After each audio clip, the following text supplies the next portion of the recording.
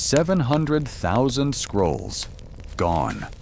Not in a war, not in an earthquake. In an afternoon so quiet, nobody at the time thought to write it down.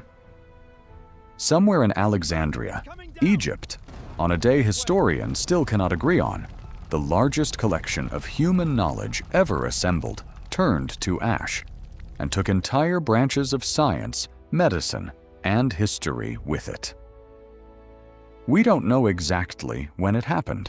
We don't fully know who lit the fire.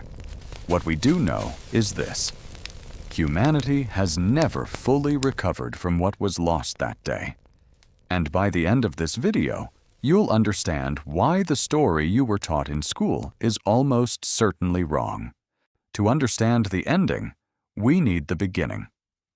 Around 285 BC, Ptolemy I built more than a library. He built an obsession. Every ship docking in Alexandria's harbor was searched, not for weapons, for books. Scrolls were seized, copied, and only the copies returned to their owners.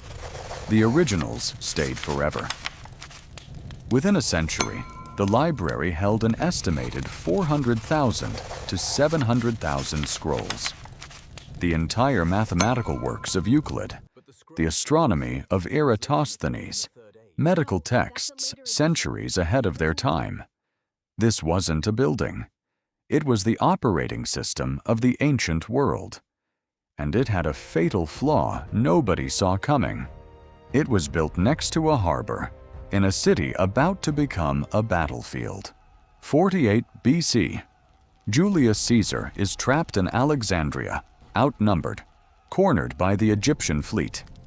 In desperation, he orders his own ships set ablaze to deny them to the enemy. The fire spreads to the docks. Ancient sources say it reached the harbor warehouses, and some claim the library itself. But here's the question historians can't agree on.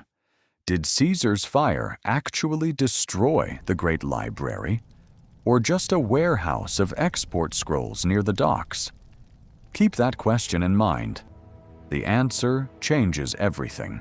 Modern archaeologists increasingly believe the library survived Caesar's fire largely intact, that what burned was a dockside book depot, not the main institution. If true, it means the Caesar destroyed it story.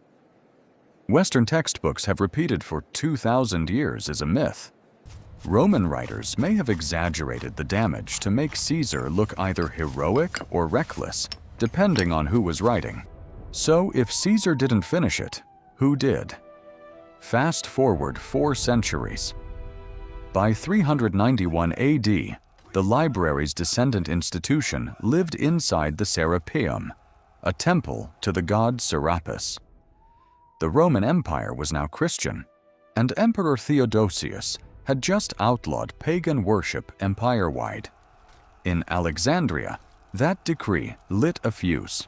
A mob, reportedly incited by Bishop Theophilus, stormed the Serapeum. Statues were smashed. The temple was razed. Whether scrolls burned with it is still debated. Some historians argue the library's collection had already been dispersed or copied elsewhere by this point. Was this the actual death of the library, or just its funeral, decades after it had quietly stopped existing? There's a third story, the most famous and the most disputed. Legend says in 642 AD, Arab general Amr ibn al-As conquered Alexandria and, on orders from Caliph Omar, burned every scroll to heat the city's bathhouses, supposedly saying if the books agreed with the Quran, they were unnecessary, and if they contradicted it, they were heretical. Nearly every serious historian today considers this story a myth, invented centuries later, likely for political propaganda. But it's the version that's stuck in popular memory the longest. So which fire really killed it? The truth is unsettling. There was no single final 24 hours. The library didn't die in a night. It died by 1,000 cuts, over 7 centuries. through war, funding neglect, religious purges, and slow abandonment. The one dramatic fire story survives because humans crave a single villain. The real answer is scarier. Knowledge can vanish not from one catastrophe, but from decades of nobody protecting it. Here's what should terrify you. We are still doing this. Digital archives, endangered languages, entire cultural records exist on servers with no backup and no funding. A modern Library of Alexandria, burning in slow motion, and almost nobody's watching.